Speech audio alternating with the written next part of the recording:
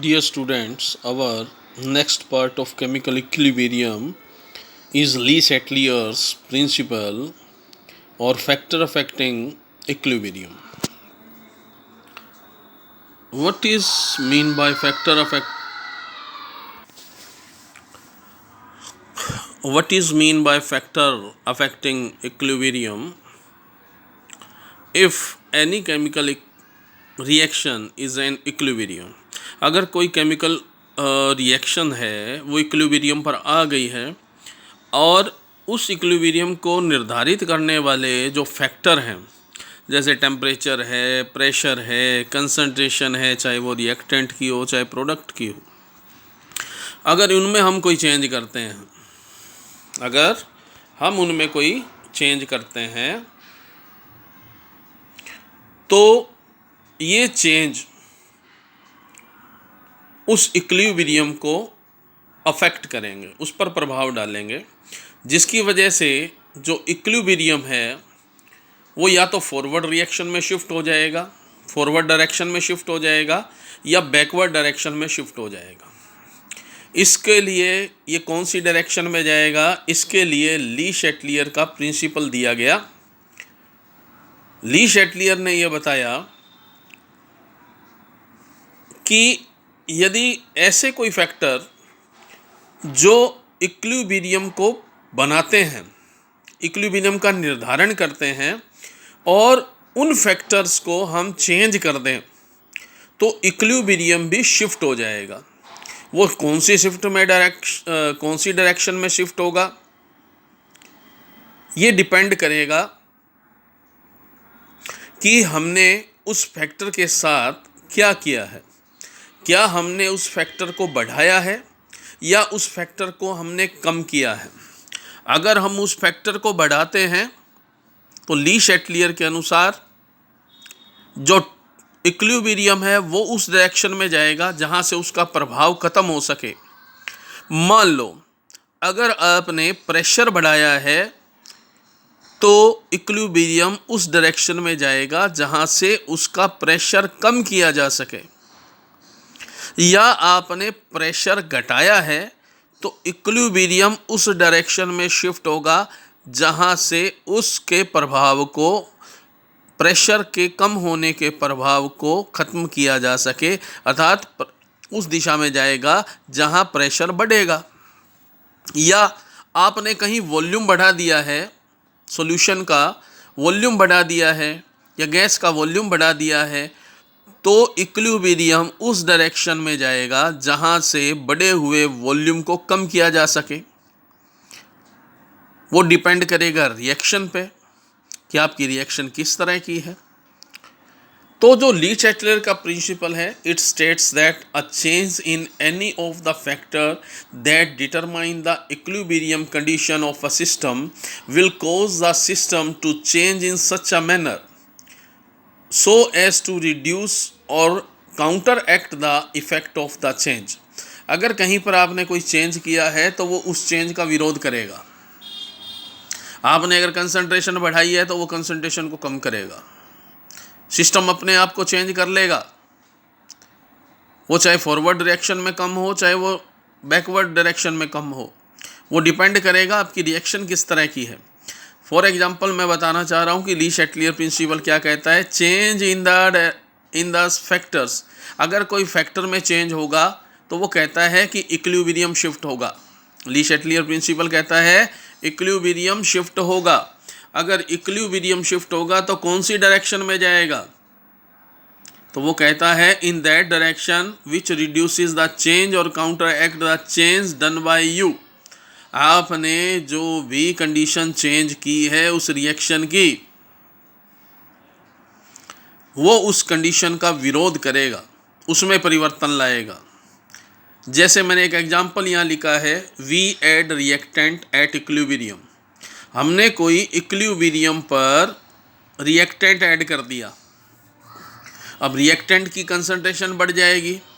अगर रिएक्टेंट की कंसंट्रेशन बढ़ेगी तो इक्विलिब्रियम भी शिफ्ट होगा। इक्विलिब्रियम कहाँ शिफ्ट होगा, इक्विलिब्रियम उस डायरेक्शन में शिफ्ट होगा जहाँ रिएक्टेंट का कंसंट्रेशन कम हो। और आपको पता है किसी भी रिएक्शन में जो रिएक्टेंट होते हैं वो प्रोडक्ट बनाते हैं, तो हम कह सकते हैं कि रिएक्टेंट कम करने हैं तो हमें प्रोडक्ट ज़्यादा बनाने पड़ेंगे, और रिएक्टेंट से प्रोडक्ट केवल फॉरवर्ड डायरेक्शन में ही कम होते हैं। अतः रिएक्शन क्या होगी, फॉरवर्ड डायरेक्शन में शिफ्ट हो जाए। इक्विलिब्रियम है वो फॉरवर्ड डायरेक्शन में शिफ्ट हो जाएगा।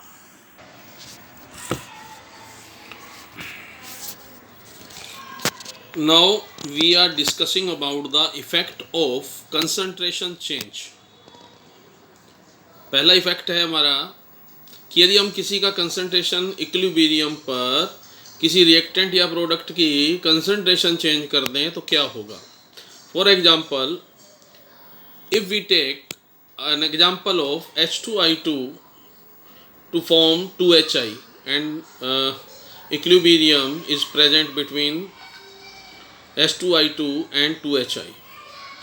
एडिशन ऑफ रिएक्टेंट, अगर मैं यहाँ पर रिएक्टेंट कौन है, H2 है या I2 है, अगर मैं कहीं पर इक्विलिब्रियम आने के बाद H2 को या I2 को मिला देता हूँ, मतलब उस रिएक्शन में इक्विलिब्रियम आने के बाद मैंने उसके अंदर H2 मिला दिया, हाइड्रोजन ऐड कर दी, क्योंकि हाइड्रोजन एक रिएक्टेंट है। अगर रिएक्टेंट है तो इसका मतलब मैंने उसकी कंसंट्रेशन को बढ़ा दिया, कंसंट्रेशन ऑफ रिएक्टेंट इंक्रीज, और इक्विलिब्रियम क्या करेगा, उसका विरोध करेगा, उस इंक्रीज कंसंट्रेशन का विरोध करेगा।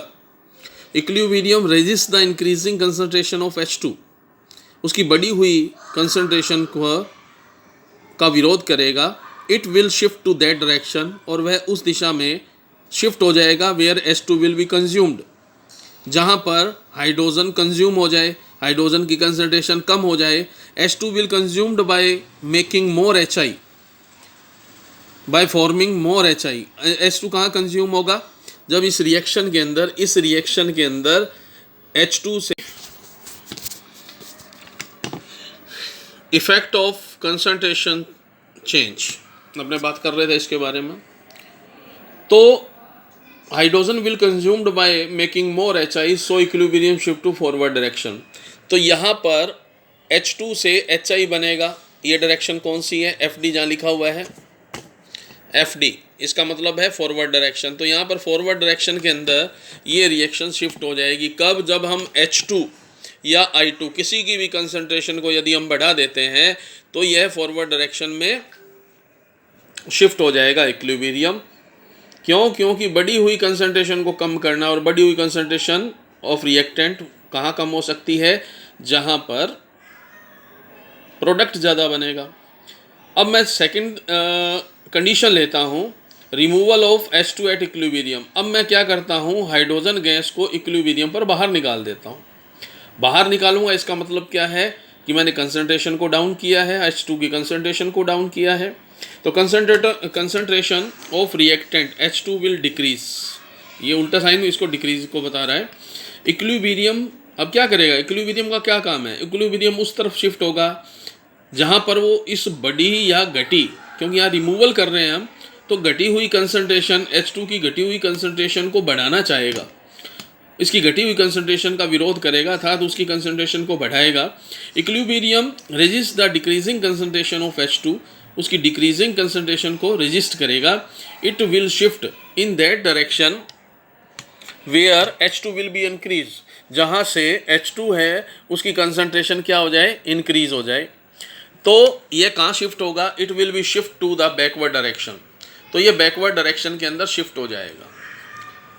H2 HI है वो ज़्यादा से ज़्यादा H2 बनाएगा, अर्थात बैकवर्ड रिएक्शन होगी, प्रोडक्ट से रिएक्टेंट ज़्यादा बनेंगे, और ये बैकवर्ड डायरेक्शन होगी, BD लिखा हुआ है। अब थर्ड मैं कंडीशन लेता हूँ, वेयर एडिशन ऑफ प्रोडक्ट और रिमूवल ऑफ प्रोडक्ट। अगर मैं कहीं पर प्रोडक्ट का एडिशन करता हूँ या प्रोडक्ट को मैं हटाता हूँ, प्रोडक्ट की कंसंट्रेशन कम करूँगा तो क्या होगा। पहली कंडीशन लेता हूँ एडिशन ऑफ प्रोडक्ट। इसी रिएक्शन में मैंने HI डाल दिया, HI क्या है, प्रोडक्ट है। अगर मैंने उसमें HI डाला है, इसका मतलब मैंने प्रोडक्ट की कंसंट्रेशन को बढ़ाया है, इंक्रीज कंसंट्रेशन ऑफ प्रोडक्ट। अगर मैंने प्रोडक्ट की कंसंट्रेशन को बढ़ाया है तो इक्विलिब्रियम क्या चाहेगा? इक्विलिब्रियम चाहेगा कि उस बढ़ी हुई प्रोडक्ट की कंसंट्रेशन को मैं कम करूं, और बढ़ी हुई HI की कंसंट्रेशन किस दिशा में कम हो सकती है? जब HI टूट करके H2 बनाएगा, जब HI टूट करके H2 और I2 में कन्वर्ट होगा। और ये डायरेक्शन कौन सी होती है? Backward direction. अगर हम प्रोडक्ट को मिलाएंगे, प्रोडक्ट की कंसंट्रेशन बढ़ेगी, इक्विलिब्रियम चाहेगा कि प्रोडक्ट की कंसंट्रेशन कम हो जाए। और प्रोडक्ट की कंसंट्रेशन किस दिशा में कम होगी? बैकवर्ड डायरेक्शन में। तो equilibrium will be shift to backward direction. अब मैं क्या करता हूँ? Removal of product. अब मैं प्रोडक्ट को रिमूव करता हूँ, मतलब इस रिएक्शन के अंदर मैं HI को कम कर देता हूँ। HI को अगर मैं कम करूँगा तो HI की कंसंट्रेशन क्या हो जाएगी? कम हो जाएगी। Decrease the concentration of the product. अगर HI की कंसंट्रेशन कम होगी तो इक्विलिब्रियम क्या चाहेगा? Equilibrium want to increase the concentration of the product. Equilibrium चाहेगा कि मैं वापस प्रोडक्ट की कंसंट्रेशन को बढ़ाऊं। और प्रोडक्ट की कंसंट्रेशन किस तरह बढ़ेगी? अब ध्यान से देखोगे, हमें ज़्यादा HI चाहिए, तो ज़्यादा HI कब बनेगा? जब ज़्यादा से ज़्यादा H2 और I2 मिल करके HI की फॉर्मेशन करेंगे, अर्थात ज़्यादा से ज़्यादा रिएक्टेंट प्रोडक्ट में कन्वर्ट होंगे। और ये कौन सी डायरेक्शन होती है? This is a forward direction. तो यहाँ पर इक्विलिब्रियम होगा वो फॉरवर्ड डायरेक्शन में शिफ्ट हो जाएगा। So the equilibrium shift to forward direction. अगर मैं रिमूव करूँगा प्रोडक्ट को तो जो इक्विलिब्रियम है वो फॉरवर्ड डायरेक्शन में शिफ्ट हो जाएगा। Effect of change in pressure. अब सेकंड पार्ट है हमारा, सेकंड जो पॉइंट है इसका वो है second point, effect of change in pressure. अब प्रेशर अगर मैं किसी चीज़ का बढ़ाऊंगा, ध्यान से देखना, प्रेशर और वॉल्यूम में क्या संबंध है? Pressure is inversely proportional to the volume. अगर मैं कहीं प्रेशर बढ़ाऊंगा तो वॉल्यूम कम होगा, अगर मैं प्रेशर घटाऊंगा तो वॉल्यूम बढ़ेगा। अगर कहीं मैं प्रेशर बढ़ाता हूं तो वॉल्यूम कम होगा, वॉल्यूम कम होगा तो नंबर ऑफ मोल्स, इस घटे हुए वॉल्यूम के अंदर नंबर ऑफ मोल्स की कंसंट्रेशन बढ़ जाएगी, number of mole of the reactant या प्रोडक्ट बढ़ जाएंगे। अगर मैं इसका प्रेशर घटाऊंगा तो वॉल्यूम इंक्रीज हो जाएगा, और वॉल्यूम अगर इंक्रीज होगा तो नंबर ऑफ मोल्स घट जाएंगे।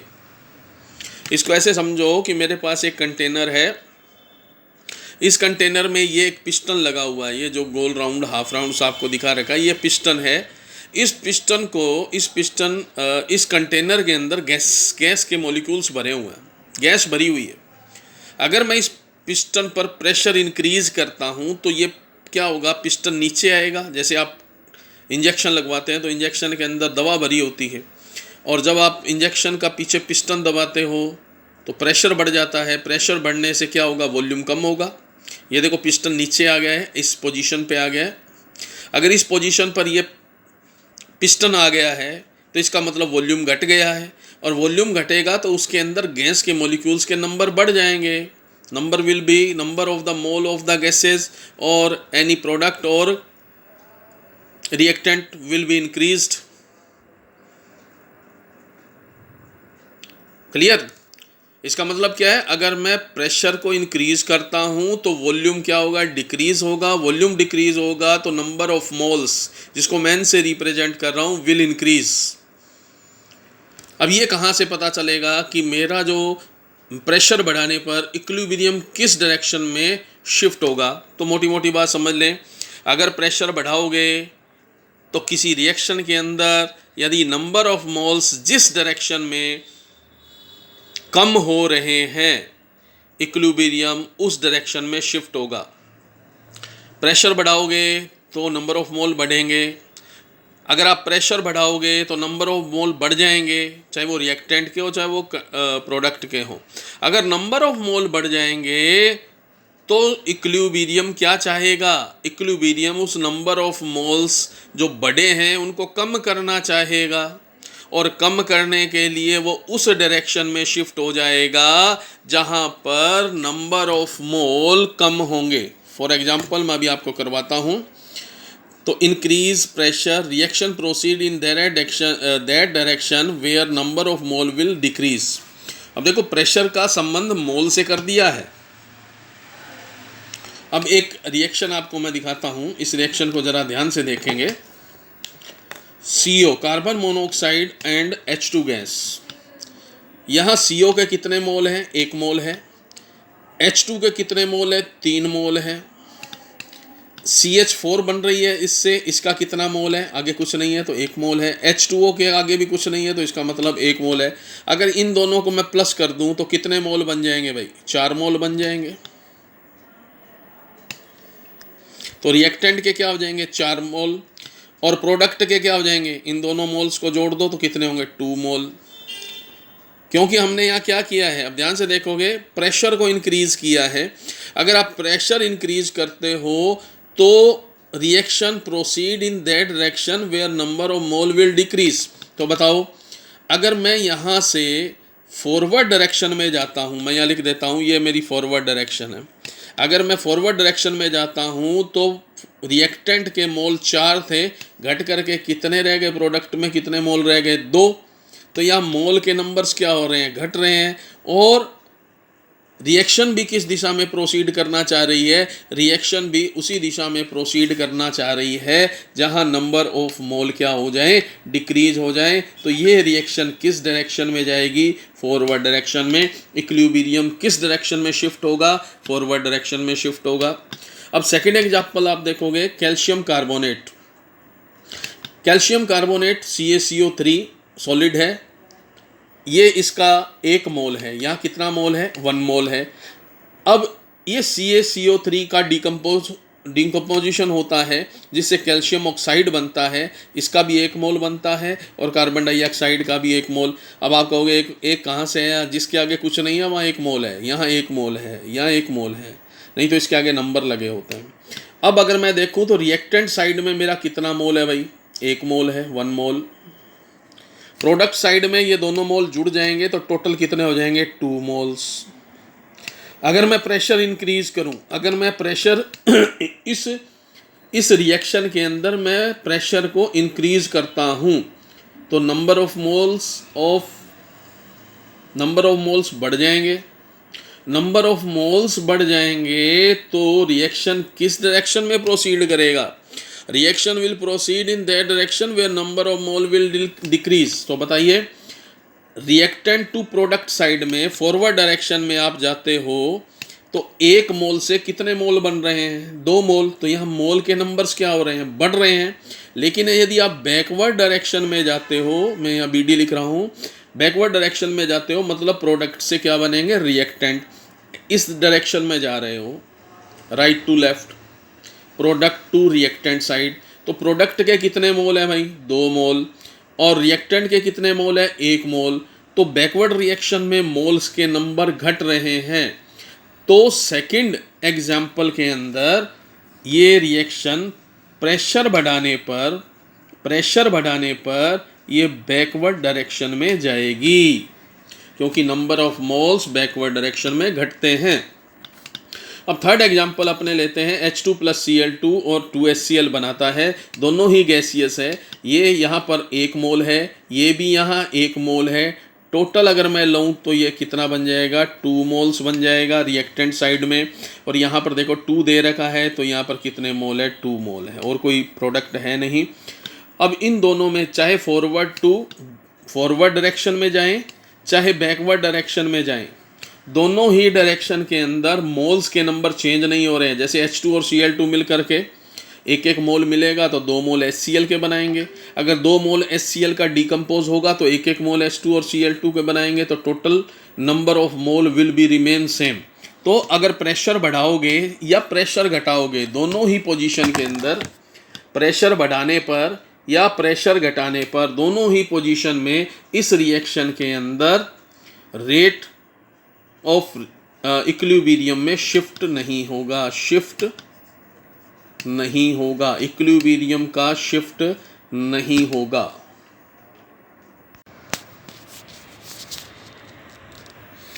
इफ़ेक्ट ऑफ वॉल्यूम, अगर हम वॉल्यूम बढ़ाएंगे तो प्रेशर डिक्रीज़ होगा, नंबर ऑफ मोल डिक्रीज़ होंगे। अगर हम वॉल्यूम को घटाएंगे तो प्रेशर इंक्रीज़ होगा, नंबर ऑफ मोल इंक्रीज़ होंगे।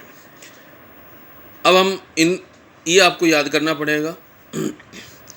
इंक्रीज़ वॉल्यूम, अगर हम किसी रिएक्शन का जो कि इक्विलिब्रियम पर है उसका वॉल्यूम बढ़ा देते हैं, अगर वॉल्यूम बढ़ाएंगे तो क्या होगा, by increasing volume the number of moles decreases, so the reaction proceed in that direction which where increase number of mole. तो जो रिएक्शन है वो उस दिशा में प्रोसीड करेगी जहाँ पर नंबर ऑफ मोल्स बढ़ते हों। वॉल्यूम बढ़ाने पर प्रेशर घटेगा, नंबर ऑफ मोल्स भी घटेंगे। अगर नंबर ऑफ मोल्स घटेंगे तो इक्विलिब्रियम क्या करेगा, उस घटते हुए नंबर ऑफ मोल्स को बढ़ाने का प्रयास करेगा। ठीक है, इसके लिए हम एक एग्जांपल लेते हैं।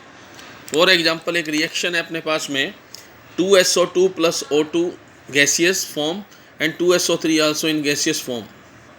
अगर हम यहाँ पर वॉल्यूम को क्या करते हैं, वॉल्यूम को अगर हम डिक्रीज़ करते हैं तो क्या होगा। अब ध्यान से देखोगे यहाँ कितने मोल हैं, इसको एक बार इरेज करता हूँ मैं। यहाँ कितने मोल है, देखो 2SO2 का मतलब यहाँ 2 मोल है, प्लस ऑक्सीजन के आगे कुछ नहीं है तो इसका मतलब ये 1 मोल है। यहाँ SO3 के आगे 2 मोल है, इसका मतलब यहाँ 2 है। टोटल कितने हो गए, यहाँ देखोगे यहाँ 3 मोल है, रिएक्टेंट के 3 मोल है और प्रोडक्ट के यहाँ 2 मोल है। क्लियर।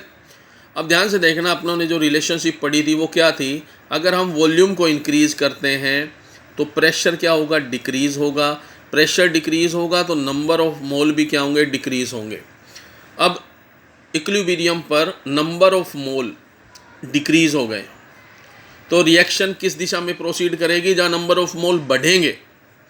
अब इसी रिएक्शन को अगर हम देखें, ये हमारा फॉरवर्ड डायरेक्शन है, FD लिखता हूँ मैं इसमें। फॉरवर्ड डायरेक्शन में कितने मोल हैं, 3 मोल से 3 मोल रिएक्टेंट के मिल करके 2 मोल प्रोडक्ट का निर्माण कर रहे हैं। तो यहाँ मोल के नंबर्स बढ़ रहे हैं या घट रहे हैं, रिएक्टेंट से प्रोडक्ट की तरफ जाएंगे तो मोल के नंबर्स घट रहे हैं, 3 से क्या हो रहे हैं, 2 हो रहे हैं। इसका मतलब इस दिशा में से इस डायरेक्शन में तो रिएक्शन प्रोसीड नहीं करेगी। अब हम बैकवर्ड डायरेक्शन देखते हैं। बैकवर्ड डायरेक्शन में क्या होगा, प्रोडक्ट है वो रिएक्टेंट में बदलेगा। यहाँ क्या हो रहा है, 2 मोल जो प्रोडक्ट के हैं वो 3 मोल रिएक्टेंट के बना रहे हैं। इसका मतलब क्या है, नंबर ऑफ मोल 2 से क्या हो रहे हैं, 3 हो रहे हैं। मतलब यहाँ इंक्रीजिंग हो रहा है। अगर यहाँ इंक्रीजिंग होगा तो रिएक्शन प्रोसीड्स इन बैकवर्ड डायरेक्शन। इस रिएक्शन के अंदर ये बैकवर्ड डायरेक्शन में प्रोसीड करेगी। कब, जब हम वॉल्यूम को बढ़ा देंगे। वॉल्यूम को बढ़ाने पर रिएक्शन हमेशा उस डायरेक्शन में प्रोसीड करेगी जहां नंबर ऑफ मोल्स बढ़ेंगे। क्लियर। अगर अभी इसी रिएक्शन को हम देखेंगे, व्हेन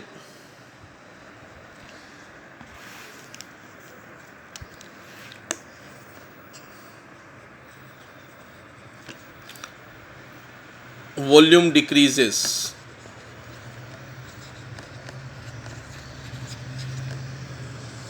व्हेन वॉल्यूम डिक्रीजेस, इसी का हम एग्जांपल लेंगे कि अगर वॉल्यूम डिक्रीज हो जाए तब क्या होगा। जैसे एग्जांपल हम लेते हैं, पहले इसका रिलेशनशिप देखते हैं। अगर वॉल्यूम डिक्रीज होगा तो प्रेशर इंक्रीज होगा, प्रेशर इंक्रीज होगा तो नंबर ऑफ मोल इंक्रीज होंगे। अब इक्विलिब्रियम पर जब नंबर ऑफ मोल इंक्रीज हो गए तो इक्विलिब्रियम उस ओर शिफ्ट होगा जहां नंबर ऑफ मोल्स घटेंगे, जहां नंबर ऑफ मोल्स घटेंगे। फॉर एग्जांपल, मैं एक दूसरा एग्जांपल यहाँ ले लेता हूँ। N2 + 3H2 reversible reaction 2NS3, ये सभी गैसियस फॉर्म में है। अब यहाँ अगर हमने वॉल्यूम घटा दिया तो नंबर ऑफ मोल्स बढ़ जाएंगे। तो यहाँ पहले हम रिएक्टेंट साइड में मोल्स देखते हैं कि कितने मोल्स हैं। रिएक्टेंट साइड में अगर आप देखोगे तो N2 का 1 मोल है और H2 के 3 मोल हैं, तो टोटल हो गए 4 मोल। मतलब लेफ़्ट साइड के अंदर टोटल 4 मोल है रिएक्टेंट साइड में, और राइट साइड में यहाँ NH3 के आगे 2 है, इसका मतलब यहाँ कितने हैं, 2 मोल है। अब हमने क्या किया है, वॉल्यूम को घटाया है तो नंबर ऑफ मोल्स बढ़े हैं, और इस बढ़े हुए नंबर ऑफ मोल्स का हमने विरोध करना है या रिएक्शन ने विरोध करना है।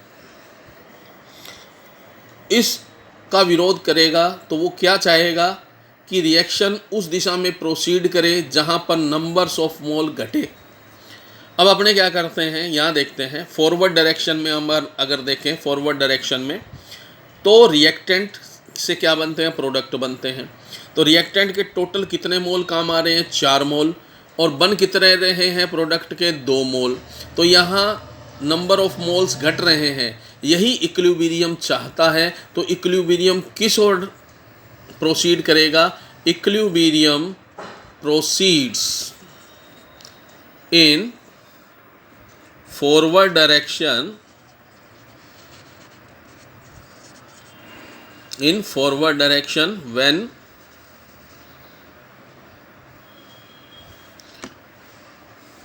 in forward reaction in the above reaction, in the above reaction। Example दूसरा ले लेते हैं।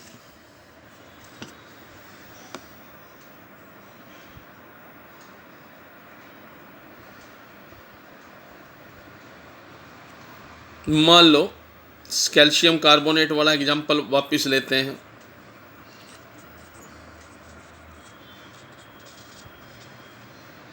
यहाँ 1 मोल है, यहाँ 1 + 1 = 2 मोल है।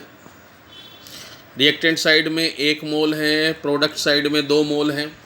अगर हम अब क्या करते हैं, वॉल्यूम को हम डिक्रीज़ करते हैं तो प्रेशर क्या होगा, इंक्रीज़ होगा, नंबर ऑफ मोल भी क्या होंगे, इंक्रीज़ होंगे। लेकिन इक्विलिब्रियम क्या चाहेगा, इक्विलिब्रियम चाहेगा नंबर ऑफ मोल्स घटे।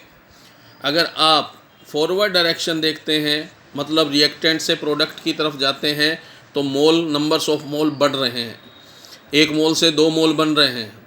तो फॉरवर्ड डायरेक्शन में नंबर ऑफ मोल बढ़ रहे हैं। लेकिन यदि आप बैकवर्ड डायरेक्शन में जाते हो तो 2 मोल से क्या बन रहा है, 1 मोल। इसका मतलब 2 मोल से किस में कन्वर्ट हो रहा है, वो 1 मोल में। मतलब नंबर ऑफ मोल्स घट रहे हैं। तो in the above, in this reaction volume decreases and equilibrium shifted to backward direction, BD का मतलब बैकवर्ड डायरेक्शन। बैकवर्ड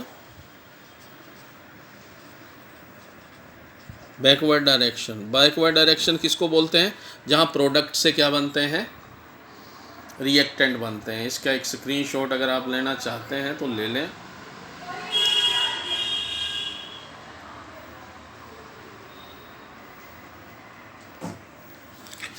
अब हम बात करते हैं इफ़ेक्ट ऑफ टेम्परेचर। आप 2 बातें पहले समझ लें, फिर मैं इनको समझाता हूँ कि यदि हम टेम्परेचर को इंक्रीज़ करते हैं तो बढ़ा हुआ जो टेम्परेचर होगा उससे इक्विलिब्रियम शिफ्ट होगा। इक्विलिब्रियम क्या चाहेगा कि इस टेम्परेचर को कम किया जाए, और टेम्परेचर कब कम होगा, जब इसको कोई लेने वाला होगा, इसको कोई कंज्यूम करने वाला होगा। और जहाँ टेम्परेचर या हीट को कंज्यूम किया जाता है उस रिएक्शन को हम बोलते हैं एंडोथर्मिक रिएक्शन, जिसके लिए जो एंथैल्पी चेंज होता है वो हमेशा पॉजिटिव होता है। दोबारा देख लें, टेम्परेचर बढ़ेगा तो इक्विलिब्रियम शिफ्ट होगा। इक्विलिब्रियम ली चैटलियर प्रिंसिपल के अनुसार ये उस टेम्परेचर को कम करना चाहेगा। और टेम्परेचर किस डायरेक्शन में कम होता है, जहाँ पर रिएक्शन एंडोथर्मिक होगी, ΔH पॉजिटिव होगा। दूसरी कंडीशन हो सकती है कि टेम्परेचर को हम घटाएं, अगर किसी इक्विलिब्रियम पर टेम्परेचर को हम घटाते हैं तो इक्विलिब्रियम उस डायरेक्शन में शिफ्ट होगा जहाँ टेम्परेचर बढ़े। टेम्परेचर को बढ़ाएं। टेम्परेचर कौन बढ़ाएगा? जहाँ कोई रिएक्टेंट या प्रोडक्ट हीट को रिलीज़ करता है, और जहाँ हीट रिलीज़ होती है, जिस रिएक्शन में हीट रिलीज़ होती है उसे हम बोलते हैं एक्सोथर्मिक रिएक्शन। और एक्सोथर्मिक रिएक्शन के लिए जो एंथैल्पी चेंज होता है वो हमेशा क्या होता है? नेगेटिव होता है। क्या होगा? नेगेटिव होगा। डेल्टा एच नेगेटिव होगा। अब हम बात करते हैं कि यदि हमने टेम्परेचर बढ़ा दिया तो वास्तव में होता क्या है। सिस्टम विल वांट और प्रोसीड दैट प्रोसेस। सिस्टम क्या चाहेगा? सिस्टम चाहेगा कि जो रिएक्शन है वो उस प्रोसेस को प्रोसीड करे which can use increase temperature, जो बढ़े हुए टेम्परेचर को यूज़ कर ले या टेम्परेचर को रिड्यूस करे। So it will proceed in that direction where reaction is endothermic, जहाँ पर उस बढ़ी हुई टेम्परेचर को वो यूज़ कर जाएगा और रिएक्शन क्या होगी? एंडोथर्मिक रिएक्शन होगी। और एंडोथर्मिक रिएक्शन के लिए डेल्टा एच क्या होता है? पॉजिटिव होता है। उसके बाद में आता है टेम्परेचर डिक्रीज़। अगर टेम्परेचर को हम डिक्रीज़ करें तो क्या होगा? System will proceed in that process. System उस प्रोसेस को फॉलो करेगा विच कैन इंक्रीज टेम्परेचर, जो टेम्परेचर को बढ़ा दे या जो हीट को प्रोड्यूस करे। सो equilibrium will shift in that direction where temperature increase और exothermic reaction। तो जो इक्विलिब्रियम को होगा वो उस डायरेक्शन में शिफ्ट होगा जहाँ पर टेम्परेचर इंक्रीज होगा या एक्सोथर्मिक रिएक्शन होगा, जिसके लिए डेल्टा एच नेगेटिव होगा। फॉर एग्जांपल मैं यहाँ एक रिएक्शन लिख रहा हूँ H2 + I2 = 2HI = 2HI, जिसके लिए डेल्टा एच हमें नेगेटिव दे रखा है। इसको थोड़ा समझना। अगर कोई रिएक्शन, स्टार लगा रहा हूँ यहाँ, इफ फॉरवर्ड रिएक्शन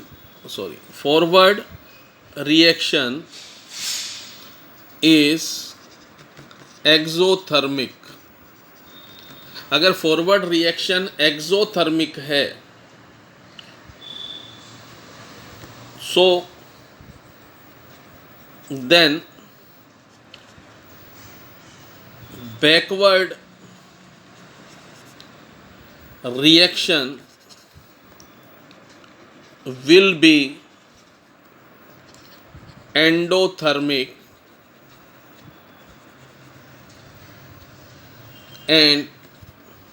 endothermic और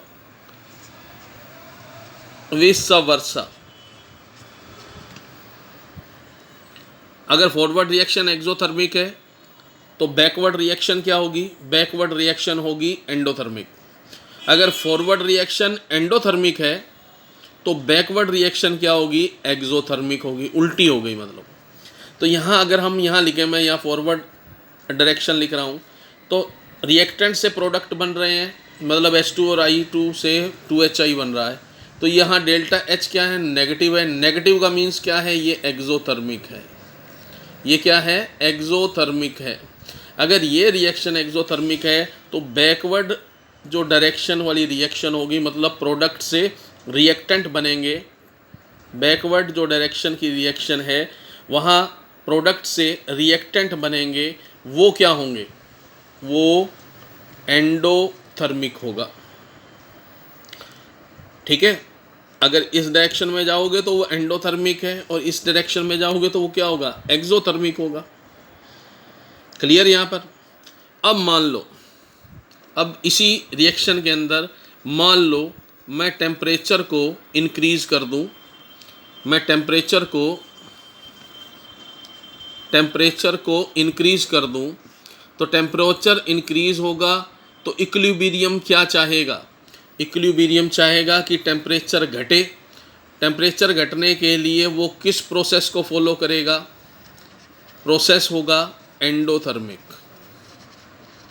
तो वो एंडोथर्मिक प्रोसेस को फॉलो करेगा। अब इस रिएक्शन में अगर हम रिएक्टेंट से प्रोडक्ट की तरफ जाते हैं रिएक्टेंट से प्रोडक्ट की तरफ जाते हैं तो डेल्टा एच नेगेटिव है, मतलब एक्सोथर्मिक है। और यदि हम प्रोडक्ट से रिएक्टेंट की तरफ जाते हैं तो रिएक्शन क्या होती है, एंडोथर्मिक। और ये क्या चाहता है, टेम्परेचर बढ़ने पर प्रोसेस क्या होना चाहिए, एंडोथर्मिक होना चाहिए। इसका मतलब रिएक्शन कहाँ जाएगी, it will follow backward direction, it will follow backward direction. मतलब प्रोडक्ट किस में चेंज होगा, रिएक्टेंट में चेंज होगा। ठीक है। अगर यही रिएक्शन में मैं अब टेम्परेचर घटा दूं तो क्या होगा, टेम्परेचर घट जाएगा। टेम्परेचर घटने पर प्रोसेस किसको फॉलो करेगा, जो रिएक्शन है वो किस प्रोसेस को फॉलो करेगा, वो उस प्रोसेस को फॉलो करेगा जो इस टेम्परेचर को बढ़ा दे। और टेम्परेचर को कौन बढ़ाएगा, जब कोई हीट प्रोड्यूस होगी। और हीट कौन सी रिएक्शन में प्रोड्यूस होती है, वो होती है एक्सोथर्मिक रिएक्शन में।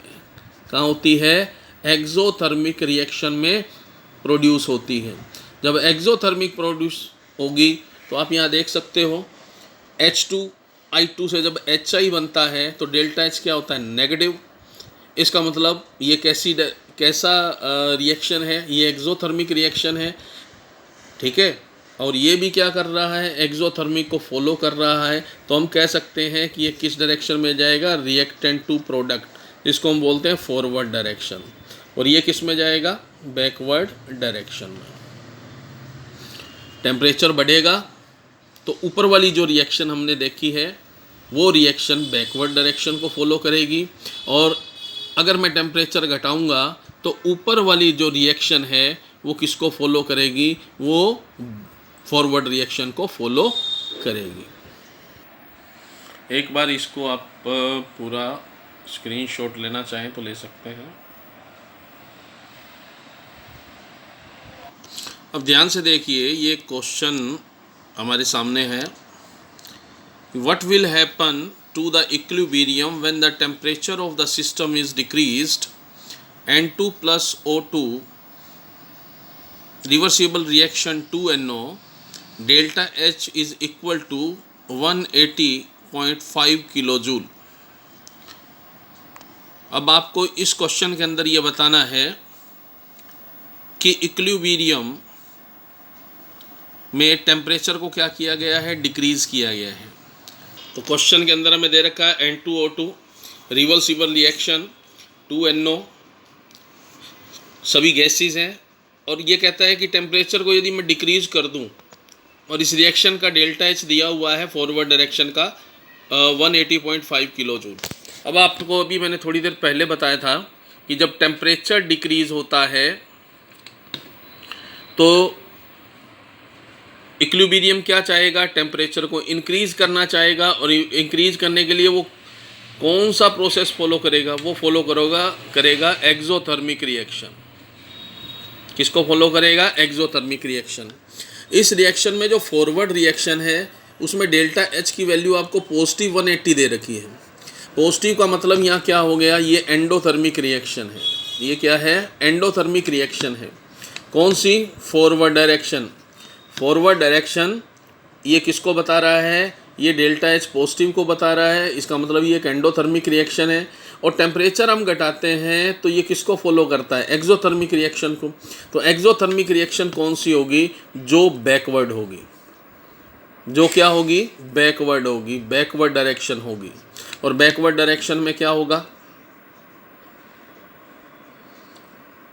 बोलो, बैकवर्ड डायरेक्शन में क्या होगा, ये फेवर करेगा, it will favour exothermic reaction या प्रोसेस। ठीक है।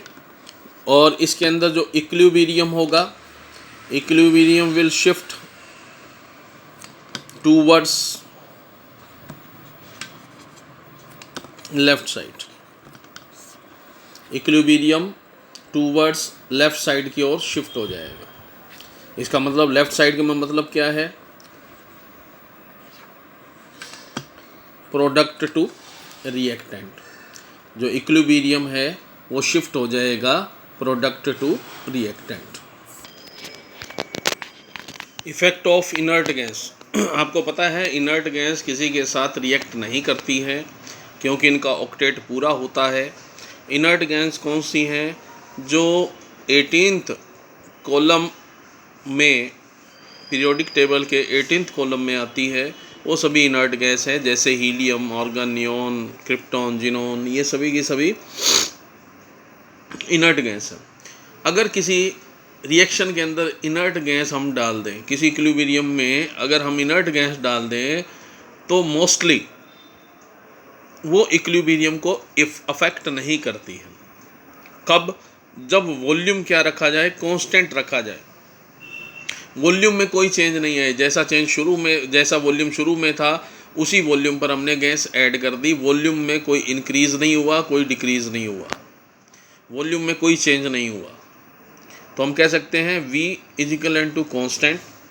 अगर V कांस्टेंट रहेगा, वॉल्यूम कांस्टेंट रहेगा, और इस कांस्टेंट वॉल्यूम पर हम इनर्ट गैस ऐड करेंगे तो वो इक्विलिब्रियम पर कोई इफेक्ट नहीं डालेगा। बट अगर हम प्रेशर को कांस्टेंट रखते हैं, प्रेशर नहीं बढ़ने देते, प्रेशर को कांस्टेंट रखते हैं, लेकिन इनर्ट गैस अगर हम उसमें ऐड करते हैं तो इक्विलिब्रियम शिफ्ट होगा। और इक्विलिब्रियम किस ओर शिफ्ट होगा? उस ओर शिफ्ट होगा जहाँ large number of gaseous moles होंगे। तो हम इसको ऐसे शो कर सकते हैं, P अगर कांस्टेंट है और उस कांस्टेंट प्रेशर पर, इक्विलिब्रियम पर हम इनर्ट गैस को ऐड करते हैं तो equilibrium will shift towards the larger number of the gaseous moles. तो इक्विलिब्रियम है वो उस ओर शिफ्ट हो जाएगा जहाँ गैस के large numbers. Fifth point last हमारा, एडिशन ऑफ कैटालिस्ट।